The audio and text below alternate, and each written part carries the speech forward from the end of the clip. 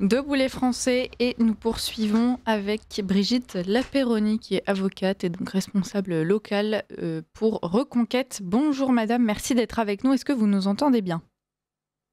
Oui, je vous entends parfaitement bien. Alors on vous reçoit puisque dans le cadre de votre profession, vous êtes amené à défendre certains Français qui se retrouvent licenciés pour leurs idées ou en tout cas inquiétés.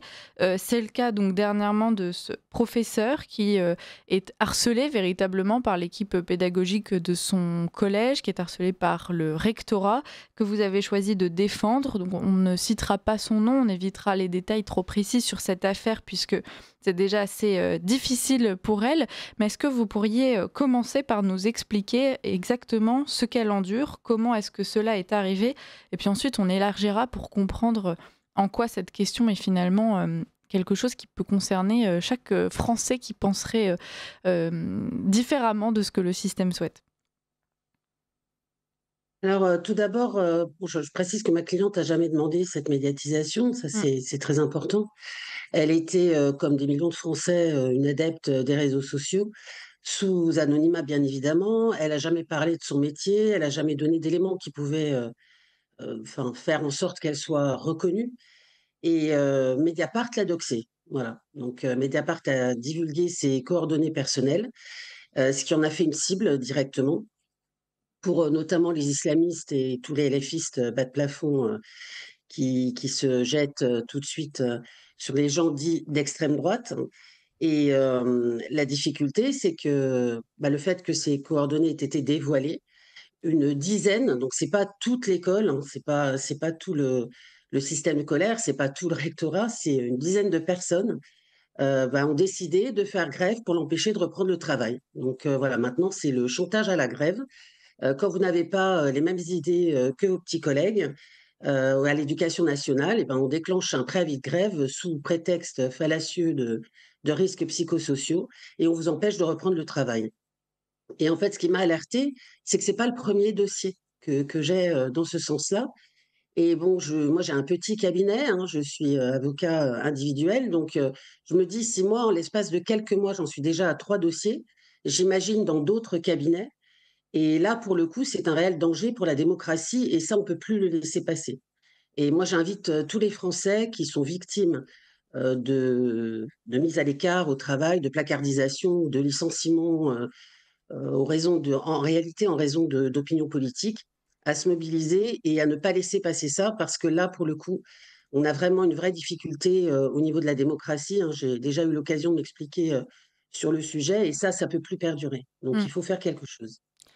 On peut commencer par parler du rôle de ces médias de gauche, donc souvent Mediapart, on a aussi Blast, ça peut être Libération, bon, il y en a plein d'autres, Street Press également, qui affichent régulièrement comme ça certains profils, et c'est une vraie méthode de fichage, dans l'intention de leur nuire, y compris professionnellement. C'est quelque chose qu'on voit chaque semaine. La semaine passée encore, c'est arrivé à une jeune femme qui était professeure dans un collège parisien également, qui donc perd son travail à cause de ce fichage. Est-ce que vous pourriez nous en dire quelques mots? Parce qu'évidemment, leur argument, c'est que Ah ouais. c'est de l'intérêt général d'alerter la population sur la présence de ces profils.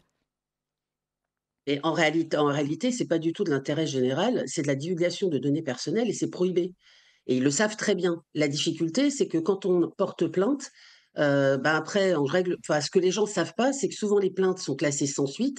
Là, dans le cas de ma cliente, c'était assez, risible si c'était pas aussi grave. En fait, le parquet a classé la 1re plainte qui a été déposée au motif qu'il retrouvait pas, les responsables, du doxing dont elle était victime. Enfin, je ne sache pas qu'on puisse pas retrouver Mediapart, mais bon, ça, c'est Mmh. une autre histoire. Donc le problème, c'est qu'on saisit dans ces cas-là le doyen des juges, hein, c'est ce que ma cliente a fait pour obtenir une instruction et là encore, c'est une grande difficulté puisque vous êtes obligé de payer une consignation. Donc si vous n'avez pas d'argent, ben, on ne peut pas vous rendre justice parce que pour peu que le juge, bah, le doyen des juges soit, un petit peu, comment je pourrais dire? Retors, il va vous demander une consignation de 1 000, 2 000, 3 000 € et vous ne pourrez pas les payer. Donc du coup, on vous rendra jamais justice. Mais en réalité, ce que fait Mediapart est prohibé. Ils le savent très bien, hein. Ils le savent très bien, simplement ils ne sont pas sanctionnés et ça aussi, il faut que ça change et c'est pour ça que j'ai décidé de parler parce que ça doit absolument changer et je vais vous expliquer pourquoi. Une raison très simple. On va arriver sur, des élections municipales. Donc il y a 2 possibilités. C'est soit, on arrive à faire comprendre, aux gens de gauche qu'on a le droit d'être, de droite en France et que même si nos idées, ne leur plaisent pas, eh ben, il va falloir faire avec. Soit vous allez vous retrouver avec des listes désormais électorales qui seront soit gérées uniquement par des retraités qui ont plus rien à perdre, par des chômeurs qui ont plus rien à perdre et je pense que dans ces cas-là, vous allez vous priver de beaucoup de talents et ça, c'est pas la démocratie. En tout cas, c'est pas celle qui est constitutionnelle et je suis désolée, à un moment donné, il va falloir faire quelque chose parce que la liberté d'opinion, c'est sanctuarisé, c'est constitutionnel, c'est une de nos plus grandes libertés et là, on est en train de tout rogner et moi, j'ai pas envie que la France devienne comme la Belgique ou d'autres pays où on peut plus s'exprimer, alors soit sans partir, en justice, soit, précisément en perdant son emploi ou en étant agressé. On a vu, des journalistes, dits de droite, qui se font agresser dans les manifestations, qui se font agresser même en vacances et ça peut plus durer. On peut pas comme ça, laisser la gauche, vile, veule, violente, agresser les gens, c'est pas possible. Il faut accepter des opinions différentes, c'est comme ça. Moi, je déteste, la tout ce qui est LFI, j'en fais pas mystère, c'est un combat pour moi. Pour autant, je les empêcherai jamais de parler, même si, ce qu'ils disent, me heurte. Voilà et je pense que maintenant, il va falloir vraiment faire quelque chose et je pense que c'est primordial pour la démocratie. C'est ça, vous l'avez dit, vous, il ne vous viendrait pas à l'esprit de faire la même chose et c'est un traitement de faveur qui est réservé, aux Français qui auraient tendance à voter à droite. On imagine mal le même genre de cabale contre, quelqu'un sous prétexte simplement, en fait, qu'il voterait à gauche. Ils bénéficient, d'une certaine clémence de la justice. Là, je le dis sans ambages. Voilà, bon. Et donc, face à ça, Brigitte Lapéroni, vous l'avez dit, généralement, il faut des sous pour pouvoir, se défendre sur le terrain de la justice. Aujourd'hui, si vous prenez la parole, c'est aussi pour inciter les gens à ne plus supporter ce genre de situation. Quand ils n'ont pas les moyens de se défendre, au moins dans un tribunal, comment, peuvent-ils faire? Comment est-ce que vous souhaiteriez que les choses évoluent pour que, cesse justement ce chantage, au licenciement ou en tout cas aux ennuis, professionnels? Alors malheureusement, bon, on est un petit peu désarmé quand on n'a pas de moyens financiers. On peut toujours rédiger, les plaintes, soi-même. Bon, il y a peu de chances que malheureusement, ça passe la barre. Bon, il faut savoir que 99 des plaintes sont classées sans suite, hein, en règle générale, donc et le peu qui arrive après au tribunal, bon, il y a encore, parfois, des surprises donc c'est difficile. On ne peut pas jeter la pierre aux policiers, ils font malheureusement tout ce qu'ils peuvent. On a un système, judiciaire qui est exsangue et malheureusement, par certains côtés, je j'ai pas honte de le dire, hein, qui est voilà, qui est sous, le syndicat, de la magistrature, de gauche et c'est compliqué. C'est compliqué donc qu'est-ce qu'on peut faire à part, des manifestations et puis à part surtout, voter? Il nous reste encore, le droit de vote et il faut absolument que les Français comprennent que c'est aussi leur intérêt de préserver la démocratie, leur liberté d'opinion, d'expression. C'est ce qu'il y a de plus cher et de plus respectueux et de plus, comment dire? Oui, respectueux de la dignité humaine. Donc il faut absolument préserver ça. On peut pas ne plus rien faire et baisser les bras. Donc que ce soit des manifestations, que ce soit d'en parler, il faut que les gens témoignent. Il faut que les gens, voilà, viennent sur vos antennes, ou n'importe où et témoignent de ce qui leur arrive. Mais il faut plus laisser, la gauche comme ça, vilipender les gens et bon après, le dernier argument, c'est toujours de dire: «Ils sont d'extrême droite». Mais c'est quoi de dire à quelqu'un: «Vous êtes d'extrême droite»? Ça, c'est, l'argument des faibles d'esprit, c'est ceux qui n'ont plus d'arguments. Ils sont à bout d'arguments, donc ils vous disent: «Vous êtes extrême droite», ça met fin à la discussion. Or, justement, il faut discuter. On peut ne pas être d'accord et si on n'est pas d'accord sur un sujet, vous n'arriverez pas à me convaincre, mais on peut au moins discuter. Vous n'êtes pas obligé de frapper, de casser, de taguer des monuments, comme à la place de la République, enfin, vous pouvez vous comporter de façon, civilisée. Vous n'êtes pas obligé de faire ce qu'ils font actuellement, aux Mmh. gens, que ça soit et puis bon, comme je le dis souvent, j'ai tendance à dire que la communauté juive est la vigie et je me rends compte qu'encore une fois, ça se vérifie. À partir du moment où vous avez dans un pays un antisémitisme galopant, tout le reste suit. Donc maintenant, ça va être les gens de droite. Après, demain, ça sera quoi? Ça sera les homosexuels, ça sera d'autres gens qu'on va cibler. Ça, c'est plus possible. C'est plus possible. Vous êtes qui vous êtes, vous faites ce que vous faites. Tant que vous restez dans le cadre de la loi, on n'a rien à vous dire. On n'a pas à vous frapper pour vos idées. On n'a pas à vous licencier pour vos idées. Ça, c'est plus possible.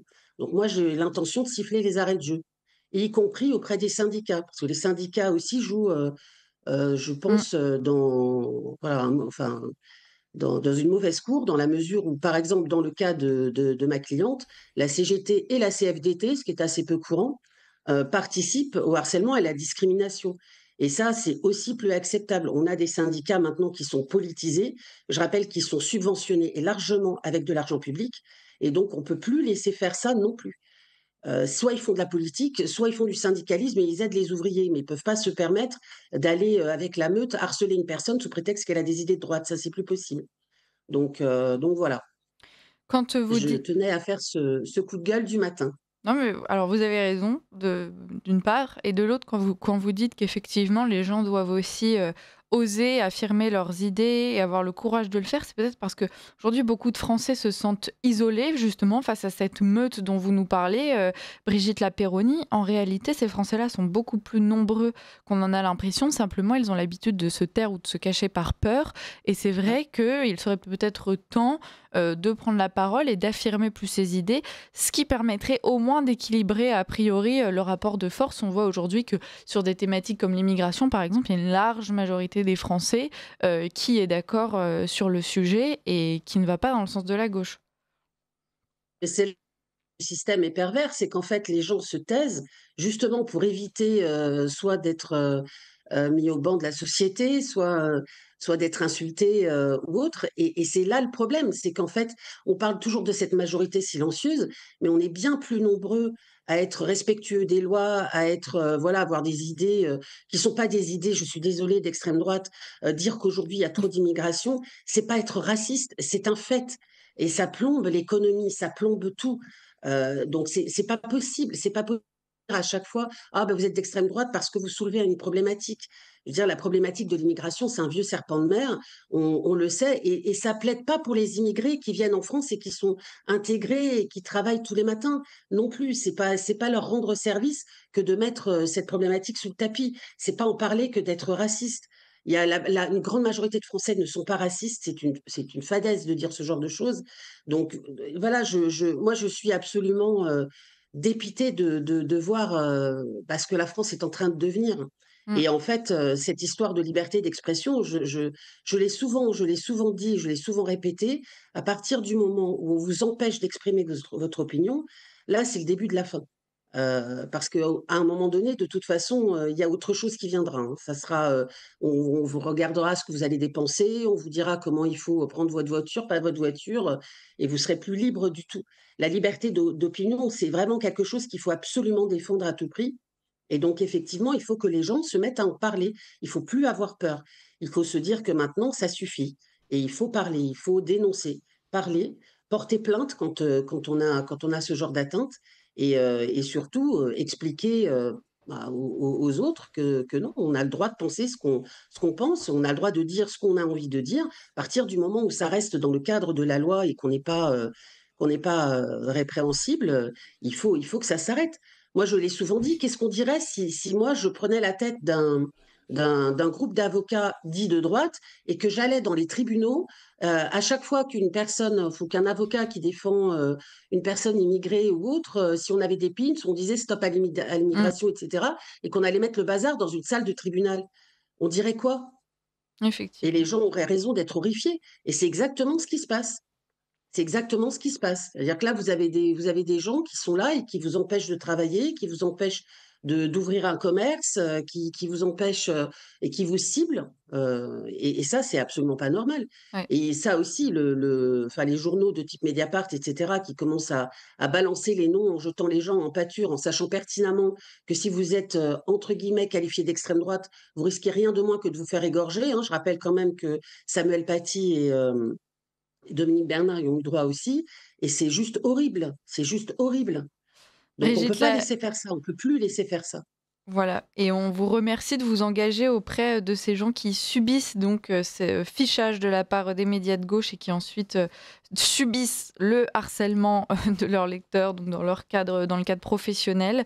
Merci beaucoup Brigitte Lapéroni pour ça. Donc merci pour votre présence ce matin à notre Merci. antenne. Le temps file, mais on vous retrouvera pour suivre ces dossiers avec vous.